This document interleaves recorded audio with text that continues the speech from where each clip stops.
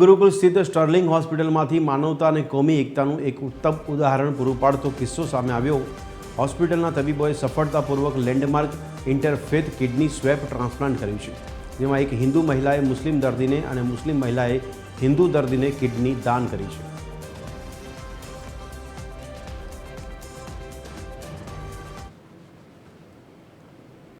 Transplant જે કર્યું જેમાં એક મુસ્લિમ ફેમિલીએ હિન્દુ ફેમિલીને અને હિન્દુ ફેમિલીએ મુસ્લિમ ફેમિલીને across the family kidney donate કરી અને એ ટ્રાન્સપ્લાન્ટ બે રીતે અગત્યનું હતું। એક તો સ્વાબ ટ્રાન્સપ્લાન્ટ બહુ ઓછા થતા હોય છે, બે ફેમિલીની વચ્ચે વિશ્વાસ ઓછો હોય છે ને આમાં તો બે રિલિજન સંકળાયેલા હતા, બે સ્ટેટ સંકળાયેલા હતા।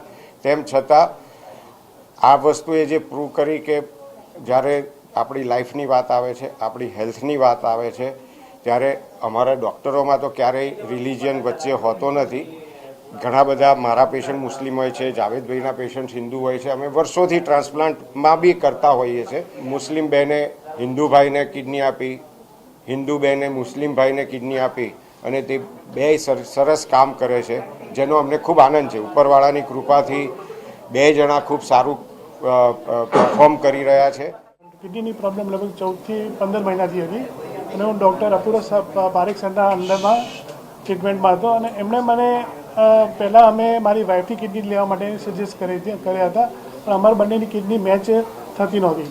પછી એમણે મને બીજું એક ઓપ્શન આપ્યું કે આવી રીતે બીજું એક પેશન્ટ છે, એમને બી આપવાની છે અને એ લેવાની છે, એ ક્રોસમેચ તરીકે એ એમણે સજેસ્ટ કર્યું, તો એ ઓપ્શન અમને ગમ્યું અને हमें एना माटे रेडी थया था।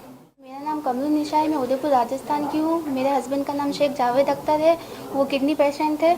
तो वीक में 2 टाइम्स डायलिसिस होती थी और फैमिली वालों को का चेकअप कराया तो किसी की मैच नहीं हुई, मेरी भी मैच नहीं हुई। फिर जावेद सर ने हमें स्वेप के बारे में बताया कि दूसरी फैमिली है, आप उनसे कांटेक्ट करो। फिर हमने उनसे कांटेक्ट किया, फिर हमने एक दूसरे स्वेप में किडनी ट्रांसप्लांट कराया।